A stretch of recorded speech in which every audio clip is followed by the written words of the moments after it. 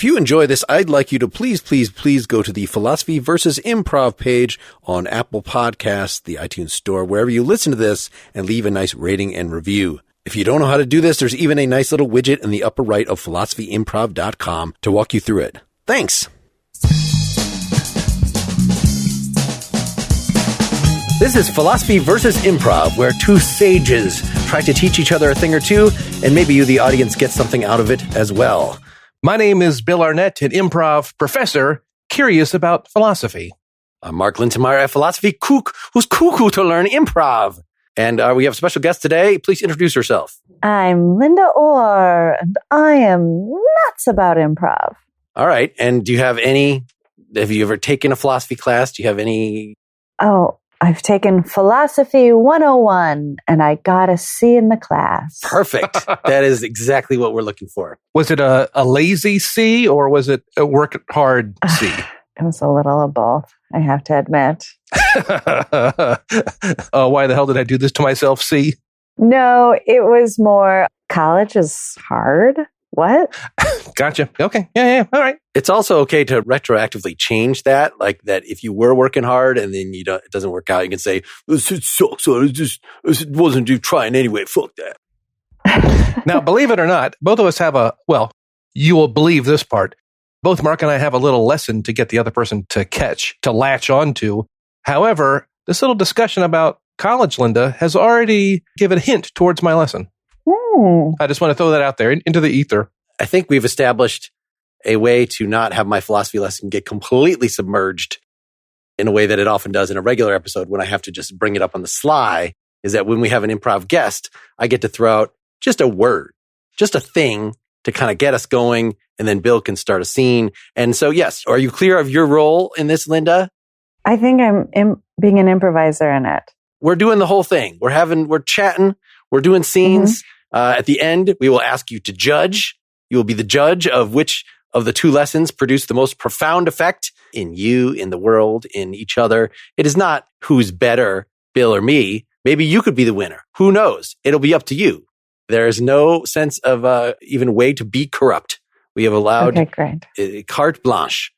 With that in mind, my topic here is money. Is it the root of all evil? Is it I don't even want to fill your head. What does that immediately make you think of philosophy? Is that even a philosophy topic at all? Oh, certainly. I don't know. I mean, normally when I think of money, my first thought would go to like the rent.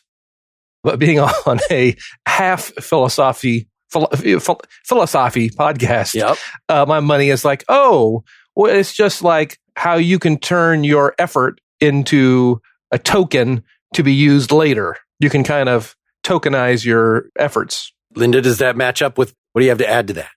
Well, yeah. The first thing I'm going to say is I love money. I want more of it. I want a lot of it. And I don't care if that makes me a bad person.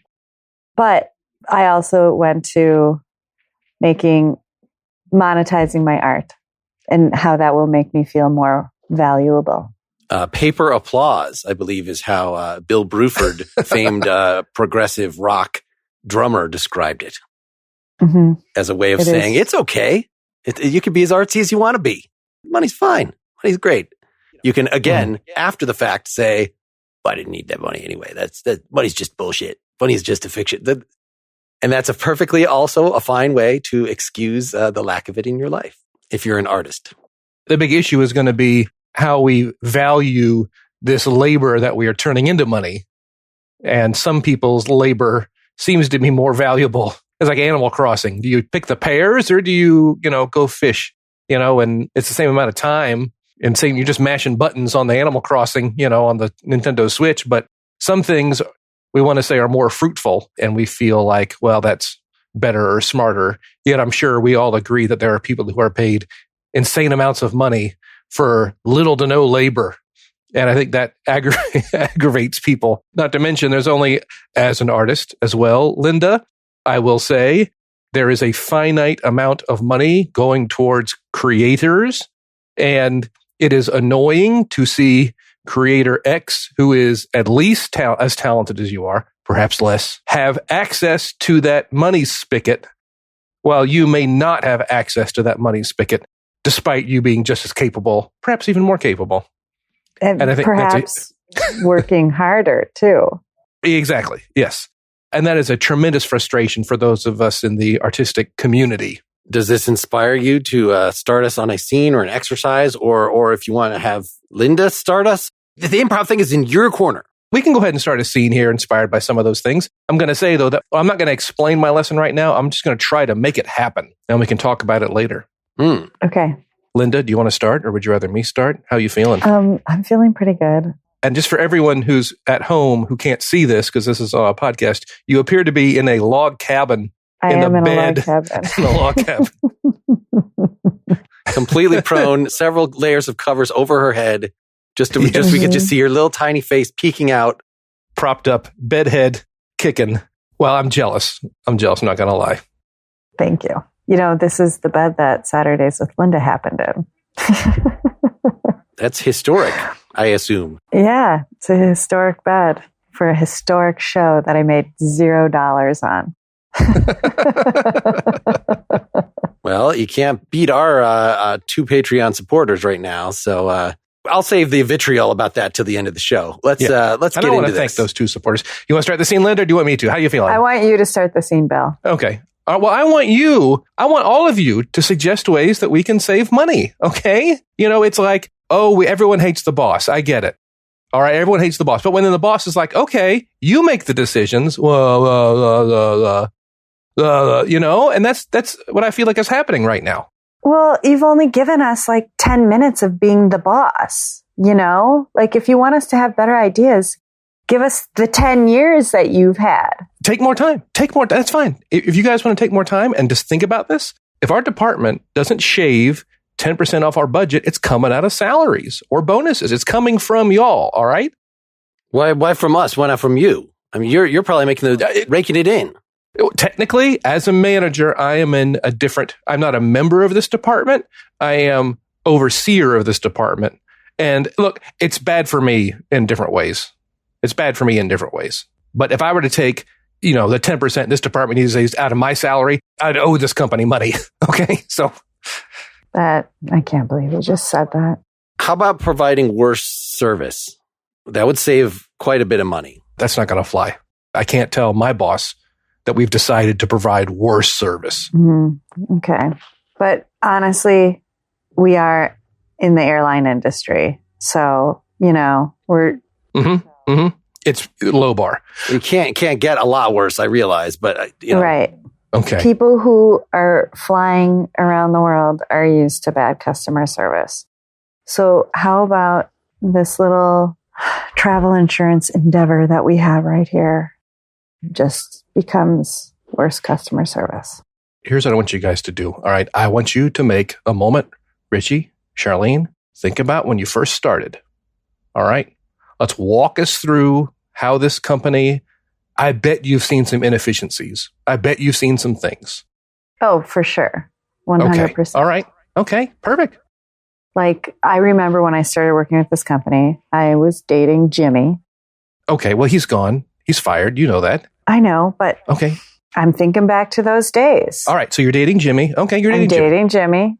You guys all saw just how treacherous that was for me every day to come into work and not knowing if he was going to dump me that day or the next day or if he even loved me. Yes. We remember. Yeah. And then he was mad that I was there all day, even though he's the one that got me the job. And then all of a sudden it was I don't know if I'm supposed to be here. I don't know what I'm supposed to be doing. I don't know if I'm doing this right or wrong. I was just out of my mind. Sure. Okay. You're too good for him anyway.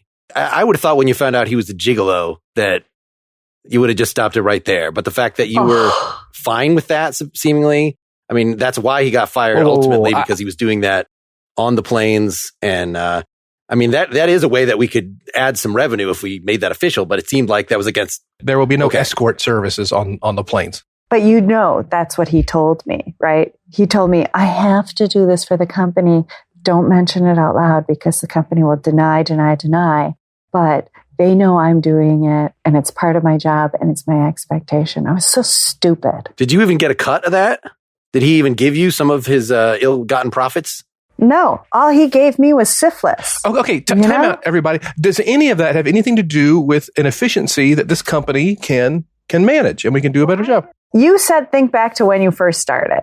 And that's what was happening when I first started. When I first started, I was a baby. I was just out of high school.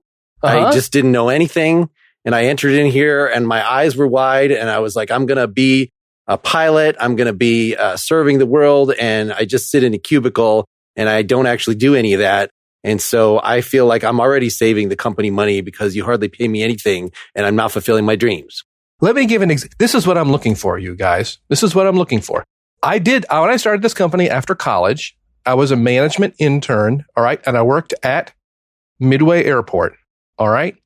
Now, every day when I got there, all of the food service people had to deliver their food through the security to get it through to the restaurants and services beyond the other side of security, all right? And but every day, these same people who drive the trucks have to deliver the food through security, and they got to go through security. Of course, they're not ready for it. And I was like, you know what would save time? If they just stuck it on a pallet, and then the people who work in the restaurants come and pick it up. And that way, no one has to go through security. It didn't even help. I mean, there a lot of poison got through anyway. Well, look, it saved a tremendous amount of time and money for the airport manager. Does that make sense?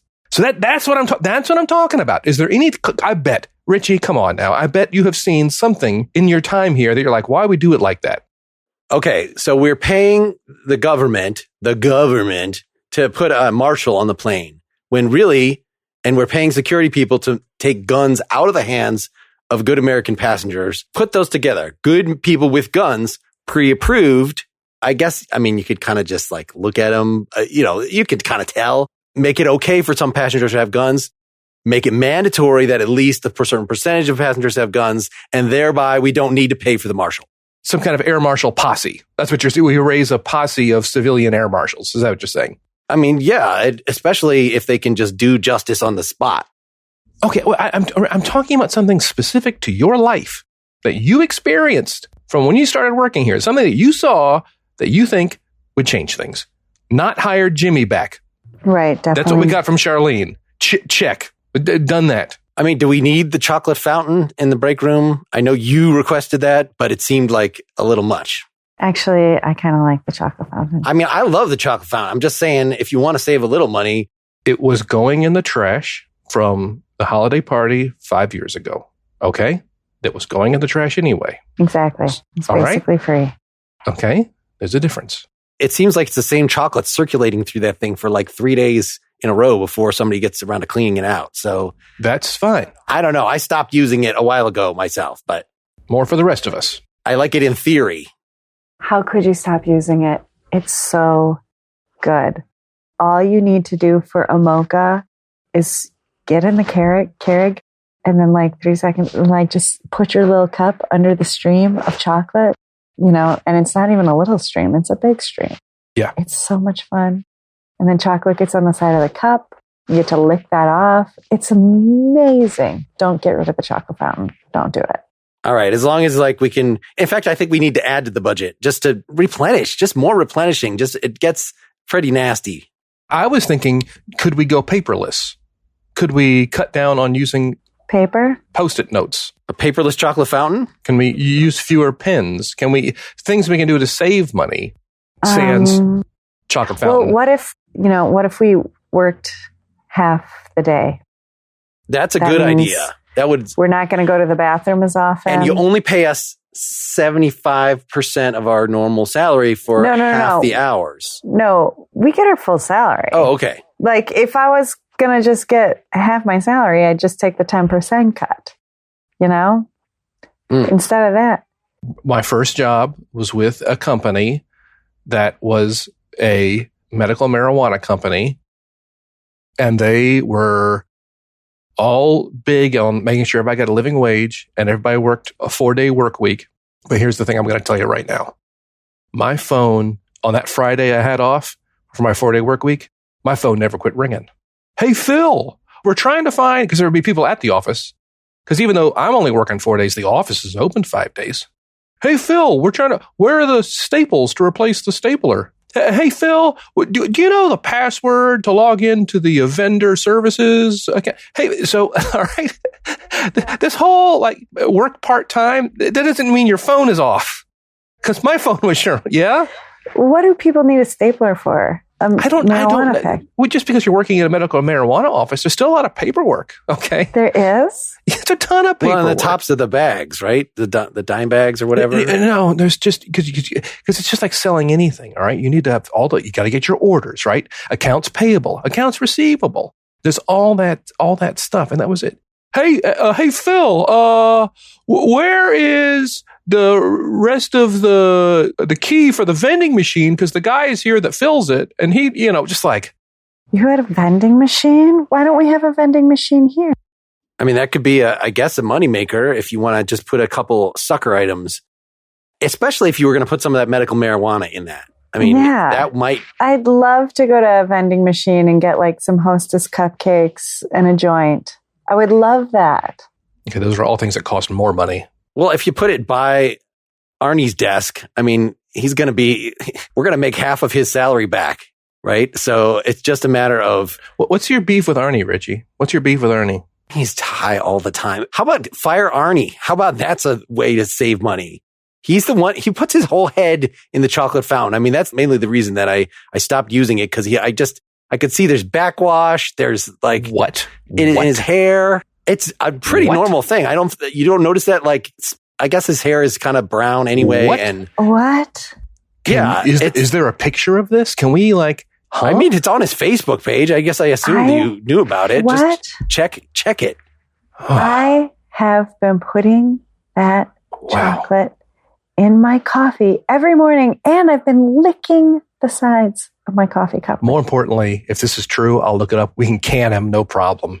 And all our money woes will be solved. Whew. Disgusting. Why would he even do that? What kind of pleasure would you get out of dipping your head in chocolate? Oh, man. I'm actually looking on his Instagram right now, and his head is not the only thing he dips in chocolate sauce. I am so okay, sorry. gross. Stop. No. Stop. No. Is he putting a body part in there? And we'll stop the scene right there. We'll stop the scene right there. I don't want to fill in details on that. No, we don't. I think we learned a lot about the financial foundations of our society. I need to stop having business meeting scenes. Anybody who's listening at home has got to be getting sick of those things. That was a very productive one. I mean, we have business meetings and regular jobs on a regular basis, and that's telling myself I'm not going to do it anymore, but then I get a suggestion like money, and my brain just can't turn it off. We need some classic improv scenes like getting ready to run in the morning. Or looking at art. All right. Well, those can be future topics. The getting ready to run. Those are my pet peeve scenes. Those scenes, we can talk about some other time. There's, based on the common ground rules of improv, those scenes happen more times than probability says they should happen. I've never even heard of a scene of somebody getting ready to run in the morning. That sounds like a fruitful stretching. And someone walks up, hey, you ready for this? Just like, all right. So it's a physical thing. So not so much a podcast. Well, goal. Someone walks on stage, doesn't know what to do. So they just kind of stand there and kind of stretch it a little bit. And then someone joins them and it's like, oh, you stretching, huh? Which really added nothing to the scene. It just confirmed the other person's choice made from nervousness. And then it spirals into, we're going to run this 5K. And of course, one person's lazy and doesn't want to. And the other person is, wants to run the 5K. I just explained to you about 8% of all improv scenes right there, Mark. All right. And I'm that's about in the wild, that's about 8% of all improv scenes. So how much money can I convert that knowledge to? Zero. Improv's nothing. Absolutely zero. Perfectly zero. I've tried. You kidding me? All right. So you started out with this idea that we can convert our time into money, but yet it's not that good a conversion. It's not like the pound to the yen that, might vary a little bit. I have no idea what it is. I assume there's a lot of pounds. I mean, a lot of yen to fit in one little pound there. But yeah, fitting in your hours to some cash, it seems it's something suspect's going on there. You should be able to plug your effort right into, in fact, maybe if we all had like a hamster wheel in our house, aren't there sci-fi dystopian versions of this where you can just, all the effort you have, just go ahead and put that in and you'll get a uniform amount of credit per rotation. Well, you get some effort that's skilled effort. a surgeon, and I am perfectly happy with the doctor who removed that tumor I had to like, please drive a Porsche. You want a vacation home? I want to make that happen for you. I'm thankful, But then should the hospital president get more money than the head surgeon? Right. And I'm not saying that being a director of a hospital isn't difficult or there aren't big decisions to make. But when you're the head of surgery, you are like daily saving lives, daily. And it's aggravating to me to hear that like, well, that surgeon money, that's actually taxed as income, while someone who's got their dividends check is actually taxed less. All that stuff just only serves to drive people crazy. Right. And it's rules made up by people who had money and were like, well, how can I turn this into more money by just saying that's the way you make money? Like, you know what I mean? It was like an invention of how to make money by people or how to save money. It's like, let's just make this legal, even though nobody else has to follow these rules. So social construction, but unlike a lot of social constructions, like maybe status, I don't know, maybe this is a general rule for social construction. It seems like it's not completely whole cloth. It's not like somebody was just like, let's screw over everybody else. I'm going to invent this thing called money. And look, I start with all of it. No, there's already like stuff circulating around and you owe me so many goats. And then we kind of codified that. But then, yes, once that was on the table, then people were very creative. What's difficult about labor is there's certain hours when I do it. And if I go out and pick apples on my farm, it's like I have to expend that energy then and get the apples then. And then I drive to my fruit stand in the next 15 minutes. And then I trade those apples for whatever you trade for in the days of trading things, But because money you can just put it under a rock. You can do it. It doesn't necessarily lose value. And so you start getting these secondary markets where it's like betting on money and like who can make more money. And it's like, there's no secondary market when you're just like expending labor, turning raw materials into finished goods is what it is, and you get something at the end of it that's tangible. And once you start inventing tokens that stand for that labor, well, then you can start trading tokens, and this whole secondary, tertiary thing. And it's just, I think that's what aggravates people the most, ultimately, about money. Linda, do you think we should go back to the barter system?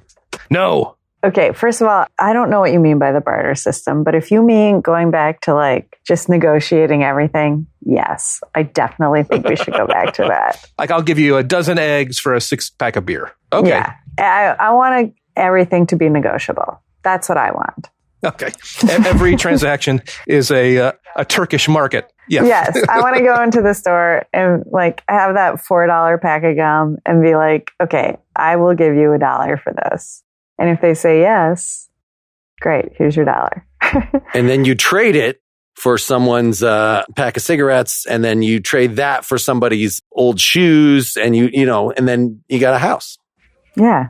Yep. I want to spend as least time as possible with transactions. And so I think that would drive me crazy. Yeah. I mean, some people don't like negotiating. And they're like, nope, I don't want to do this. I want to get in and out. I don't want to barter for this shit. As long as it just takes up all of our time. I mean, I want to spend all my time making money. I want to spend even more time spending the money. I want to consume my life. So it's just all about money. Are you truthful, Mark? That is truthful. I think I was using something like irony there, but who knows? That's a way that people voice things when maybe they suspect they just don't even know. They don't even know what they think about it. Well, I think a huge thing that infects people, I don't know, Linda might agree with this, and maybe you too as well, Mark, is chasing money. And sometimes chasing money and chasing happiness or chasing what you'd be good at, those aren't the same thing. And it's a shame that those aren't the same thing and that different jobs are valued differently and that we might spend our time chasing money to our own displeasure and then wake up one day and be like, I'm so unfulfilled. And, NFTs are the big thing right now. And people chasing after that or chasing making podcasts, chasing clicks. Let's just say it. Let's just put the cards on the table, Mark. Every word that I say on here is calculated to maximize revenue. Yes. And I'm sure Linda would agree that in the greater improv world, the dream of being able to quit your day job is excruciatingly high.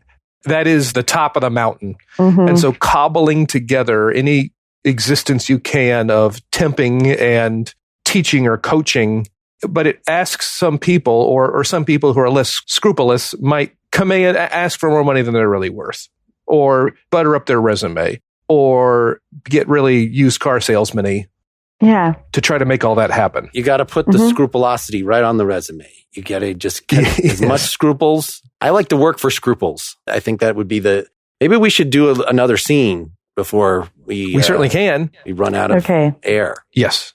Would you like to start it, Mark or Linda? Linda, do you have an idea from what we've been talking about here? No, what we just talked about? No. I was thinking some sort of exchange procedure, some sort of marketplace. We are in a large warehouse thronging with people. It's the bazaar, if you will. And I got a lot of stuff here behind the counter mostly. And, you can, does the voice help? Does that make it more That's great. Yeah. Commercial? I don't know. Honey, what are you thinking? Because we need to get something. Yeah. Because Daryl's feeding the cat. Mm-hmm.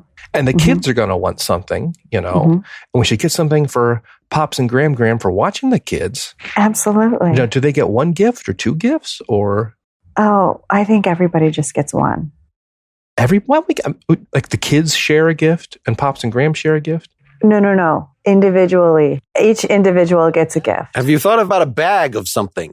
A bag of something. I have several bags of powder. You could separate them into little smaller bags. In fact, I'm selling the smaller bags as well. Then each... what is the powder? I mean, there's blue powder. There's green powder. You can I've got different signs for the powder. You could say that is magic sneezing powder. You could say that it is edible. You could say it is not. Powder. Oh, I was thinking more like these little mini Eiffel Towers or the little, croissant refrigerator magnets. That's what I was thinking about when. Right. But now that he says magic sneezing power, I just, Honey, I think the kids would like that. Are we really going to get our children magic sneezing powder? Well, don't you think they would think that was fun? But they would probably play tricks on each other all day. You know how they are. I mean, if they're going to actually use it, you might want to pick the thumbtacks out. I mean, but it's mostly it's kind of mostly sawdust. So, I wouldn't advise actually having them breathe it in, but, it'll be fun at least. Really, what's fun about a gift is opening it, don't you think? And so it being magic sneezing powder, being labeled that, they're going to enjoy that. And you could pay in any number of ways. I don't just take cash here. Okay. What else do you take? Like a credit card? What do you got? I mean, believe it or not, I don't mean to out you, honey. Okay. But my wife used to be in a little traveling off-Broadway musical. Mm-hmm. And maybe we could put out the hat here, put out the beret. Yeah. And my wife could do a little singing and dancing. I would love to do something like that. Now, I think that song, what was there was that Old West musical that you were in. Buttons and Bows. Buttons and Bows. And let me just tell you something. Pierre, I'm not sure your name is, we're probably rude, but my wife, in Buttons and Bows, she played the prostitute with a heart of gold prostitute who, because of her station, knew what was going on behind the scenes and all the political ramblings in the town. And I was also so funny. I was just so funny. Cuttingly witty. So here's this person who no one really respects and likes talking down about, but is having beers with everybody, knows all the intimate details of what's going on. They're actually the most powerful person in town. Even though they're the least respected person in town.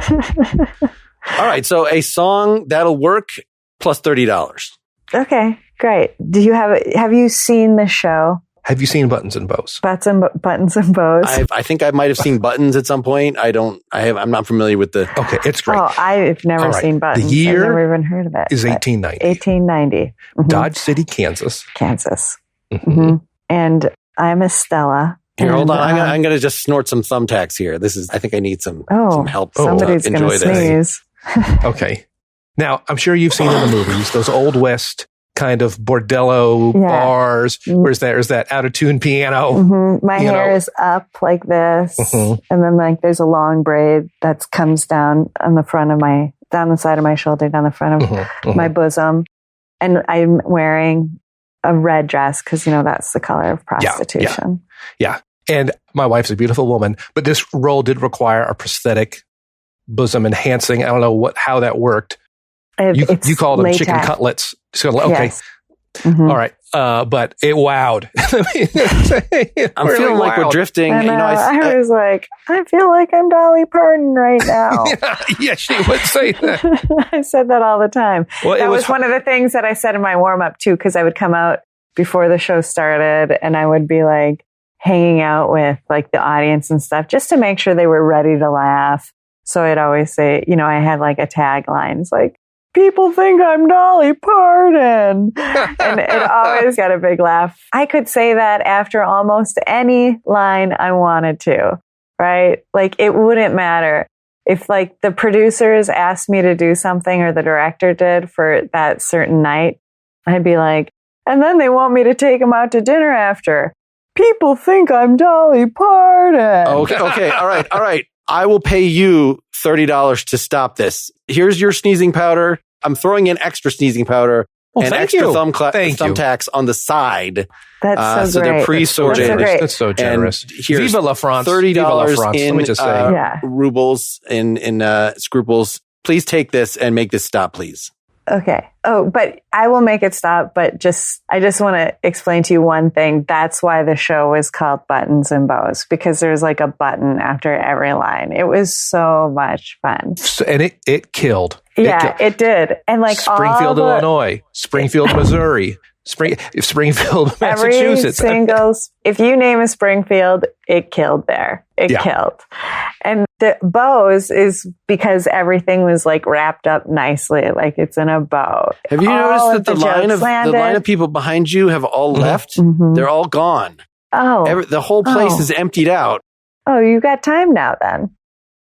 You don't have to go. Mm-hmm. Okay, so great. The curtain opens. All right, I'm on this bordello. Ring, ring, ring, ring. Oh, I've got a big order coming in. I'm sorry. I got to take care of other customers. That was you saying that. Ring, that was ring. You. It's ringing again. I hear I'm talking to a person on the phone about things that I have to do that are very important. This is crazy. We're customers. Oh, well, there's something on the ground. I'm going down behind the counter. I See you later. Bye. This is how he See you treats never. his customers, Go away. That's so strange. Maybe because they hate Americans here. Oh, maybe that's what right. it is. That is probably what it is. They just don't like Americans. They don't like Americans. Okay, well, I'm just going to let it go without incident then. I'm not going to make a big deal out of it. Yeah. At our vacation. Yeah. Deus ex machina. Okay, yeah, all right, we'll stop there. Right. Now, Mark, something we had talked about in previous things was scenes with little games inside of them, little frustration games inside of them. Did you see one in this? Yes. You were playing one very well. Can you describe it in your own words? In that you were relying on, I hope that you were relying on me as a character to put the kibosh on this somehow, and I wasn't just interrupting your brilliant tirade. Yeah, well, it's either you love this story and can't get enough, or it's driving you crazy. And you did a great job having it drive you crazy and trying to slow us down and trying to get your frustration out to the point where you're just like, So that was for the last several weeks, and that was nice to see, Mark. Well played. And once you decided to be upset at our story, you're just going to be more upset. The master of the frustration scene is Phil Arnett. Oh, come on now. I've done several of them with him. He's always the frustrated one because I just say dumb stuff and then he doesn't like that. Yeah. Well, thank you, Linda. Thank you. He can play every role in the frustration scene now. That's what's so great about it. Like he's the master of the frustration scene. And Thank you very much, Linda. Thank you very, very much. And if anyone wants to take a workshop on the frustration scene, I will pitch it now and just derail the whole program for my own capitalistic marketing campaign. So you hit on something in the scene where I was trying to introduce an idea of that barter of some sort, something that is not currency is available. But it seems like then I didn't know quite how to come back. I didn't want to just reject the suggestion because an experience is certainly something that one could exchange. But the fact that it is not then, you can't pay it forward. It is not like giving me a sheep that I can then give to somebody else. It is more like one of those time bank things where, okay, I will accept an hour of you performing your show and then I will force an hour of my time on someone else. I forget exactly how those work. But yeah, if I take everybody out to dinner and we have a great time, you can certainly buy someone else food, but the time that we shared together is priceless and is not. Is that what you're kind of getting at? I would think that then as a really entertaining customer in a restaurant, you should just be like, I'm not even going to tip you because you've been listening to what we've been saying, and man, we're funny. This is probably the best table of your night, so you don't need additional recompense on top of that, right? This is an experience. Right. Well, see, I think that is acceptable, and they don't have to accept it. You know what I mean? They can be like, okay, I didn't know that having this great banter was part of my salary, and you should have said that to me before you started your meal. So I don't have to accept those terms, but in the kindness of my own waitstaff heart, I will accept those, but I am also going to insist upon you ordering me a meal for after my shift. So you have to pay for that. Put it on your bill. What do you think of that? If this kind of thing can be done, society will break down. Right. No, I think that everything should be barterable. That is. It would add the human touch back into the world of having to deal with people. That is kind of what I like about our current system, is that you can treat people like vending machines and you can just walk in and you don't actually have to talk to humans. The dollar from me and the dollar from someone who's exceptionally charming is still only worth $1. And I think Linda's little plan might leverage her natural charisma more so than someone without any charisma. And suddenly their bargaining power is in the toilet. While Linda's getting free hotel rooms and room service calls and not tipping for her compelling stories. Right. I'm going to cry foul on that one. Well, and it's sort of, you were complaining before about we do associate working harder with something that it deserves more money. So because that's at least codifiable. But of course, you're also saying talent, expertise. You can also put that into you're a surgeon who's highly paid because you've put this extra work into being trained. But ultimately, it's got to boil down, a lot of it, to some sort of raw, unearned talents that are just going to be differential across the board. So either you just say, that's just part of the way that life is not fair, and we're going to convert those things into money anyway. Or I don't know. It just seems like maybe it points at money not being about fairness at all. No, we could all have Harvard PhDs and run 5K before breakfast and all just be the biggest go-getters, perfect SAT scores. Someone has to flip burgers. Society needs someone digging ditches. And I think what gets lost in all this is equating salary and money to worth and value as a human and ability as a human. And that's certainly something that we're all old enough to remember the era of the stay-at-home housewife and the fight to make sure that person that's real work, and all that. But we're still around all that. And the idea that we look down on a ditch digger and feel like they get what they deserved. Or it's like, no, I think we still need ditches. I still need my burger flipped, and we shouldn't, And I'm willing to pay somebody to do that. Or like I should, or they should. Because I don't want to do it, and it has to get done. They should be paid a pittance or something, or they should get no handouts. It's like, maybe they're doing the best they can, and maybe the best they can is digging ditches and flipping burgers. It's just equating salary with value as a human, I think, is a dangerous thing that humans do. And I would like for that part of money to go away. Well, I would be all for enough handouts so that our basic needs are all met. Nobody's really worrying about starving. And then on top of that, you get paid for effort and pain. So the ditch digger should get paid more than someone who actually has a fulfilling thing to do. Because they got to work in the hot sun and risk injuring their back. Exactly. I mean, the fulfilling thing, it's fine if it makes a little, but if your basic needs are already being met, then that's kind of how improvisers and philosophers live. Like you can have a family. There's always presents under the tree. There's always food, and you can have a vacation once a year. If you were to guarantee that to every human, I don't think there would be like, it's a fair life to have. Should we wrap this thing up? Linda, I can't tell. There's a piece of me that looks like you're actually lying on your back and you are holding the camera over your face.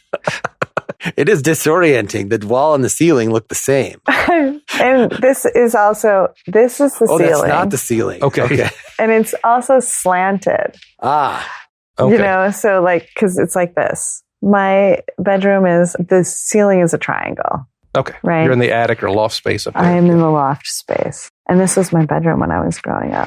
Oh. And it's the best bedroom in the house, if I do say so myself. Okay. which is probably why I turned out to be the coolest person. Did you grow up in a log cabin? Yeah. Did. Wow. I did. I grew up in a log cabin that my dad built. This is like Little House on the Prairie. Mm-hmm. It is. Okay. We didn't have a bathroom when we moved in. Now, Mark, Linda was the perfect person to have for this improv lesson. Can you guess what the improv lesson is?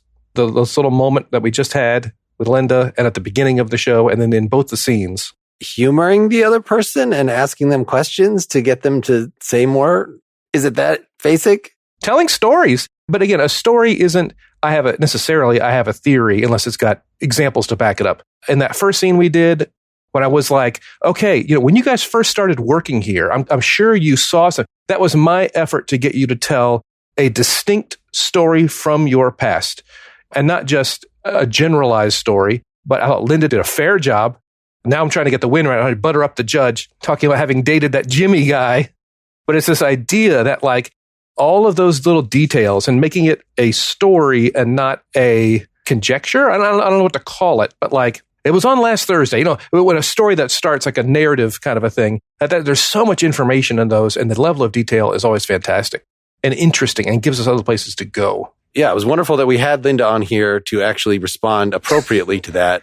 Whereas my goal in these scenes was just not to sound like I was confused or stupid, but, established as someone who was being a little surly in the first one. And then in the second one, had my own agenda there. He's making behavior choices, Linda. Yeah. We've only had like 25 episodes, an hour each, and half of it's philosophy. So, Mark, I think your improv is doing fantastic. It is. How do you guys know each other? Mutual friend. Through podcasts. Yeah. I listened to a podcast that he was on and that a mutual friend was on and had him on. Anyway, yeah. And so now you do like this improv philosophy podcast. And now I know you and you're never going to, I'm sorry. It's just the way. I'm in there. Something that's been added to your life and you just can never get away from that. That was a great story, Mark. It had themes of, the circuitous route to get to know something. It had themes of mutual friends. It had themes of, of things in common. All that's great information and it is great details that improvisers can use to make new scenes or more scenes or tell new or more stories on. I clearly had an opportunity to tell a story in an engaging way and missed the cue that was an opportunity. So I will be on the lookout in the future. You got to be. You saw the ball, you made contact, you grounded out to short. So that's fine. You're making contact, Mark. What do you think, either of you, was, mostly my topic was on the table as usual. It's about money, but do you know what I was fishing for? Or what philosophically did you get out of this other than sort of truisms about money kind of isn't fair and it would be nice if we made more of it? Like there are a lot of things that are, I would say, pre-philosophical to say about it, but did you learn anything in this discussion about money? Well, there was something that Bill was saying right before I distracted him by looking like this. And I can't remember what it was right now, but you were really making me think, which is why I put my head back in the first place. Yeah, let me sum up at least a little theoretical stuff that is, there's sort of this commodity theory of money. In other words, what you started with, like you've got time, you can convert it to money, and you can get goats, you can convert that to money. I mean, that is just a wonderful thing that we don't have to carry around salt and cheese or whatever it is that we'd be trading if we didn't have this wonderful coins and paper. And I'm so glad that I don't even have to keep track of damn coins and paper anymore. I can't keep track of paper in my life ever. So I have my birth certificate prominently displayed on a shelf because I will lose it if I don't, so I could take it to the DMV. I had to order a new one because they're for the real ID purposes. But then there's also this idea that money is just a social construction. It is just a game. It is just bullshit. It is illusory. It is shallow. And those two sides interact in really interesting and very practical ways that we're all familiar with. And I think a lot of the stuff we were saying about the life of the artist and how to convert that, is we live in the confluence of those two theories of money. It's got great utility. It's got horrible secondary things. Maybe more attractive coins, maybe with a more attractive heads on it. That old George Washington head. I don't want to look at that. Linda, I don't know if it's been done before, but I do like the town prostitute who really knows what's going on because of pillow talk with all of the town leaders. Right. I think that's a They great. can't I keep think their that's. mouth shut. We should totally write that. If you want to work on Done. that, if you want I to play would the love lead to. role, that's great. I think You that'd be know fantastic. I'm in. That would be the perfect role for me. All right, those things haven't been explained now. Linda, we're forcing you, we're pushing you into a corner. We need a judgment. On this episode, is philosophy or improv the victor? Oh, Someone will cry, whatever you Okay. say. I know. Well, I'm going to say improv's the victor, but only because I'm an improviser. I mean, that's exactly the reverse of what every other improv guest has done. So I Yes. think we are due for an improviser saying, I think people have tried to be nice, and they always vote for whoever didn't invite them on as trying to be a good guest. And all the Right. philosophy people vote improv. The improv people vote philosophy. So again, the person who wants a world of bartering. honestly, I just thought it would be more fun as an improv topic to talk about money and bartering and things than necessarily. I mean, there is a Stanford Encyclopedia article of money and finance that I can direct people to if you want Oh, I'm sure. more about the commodity theory versus the social construction. I will take the victory and cherish it, and it will brighten the rest of my day. Oh, good. I'm glad. I'm thanks. sorry, Mark. It is okay. I'll get over it eventually. Thank you so much for joining us. It was a delight to invite great. you in to have us virtually enter your strangely a-dimensional wooden space. A land of dreams, I feel like, has been open to me. Indeed, and I enjoyed performing with you, Linda. Again, Linda's also generally a local, so we got to catch up one of these days. Yeah, we And do. it was so nice seeing from you, and it was great learning from you, Mark. It was great learning from you, Bill. And scene. Scene. Podcast.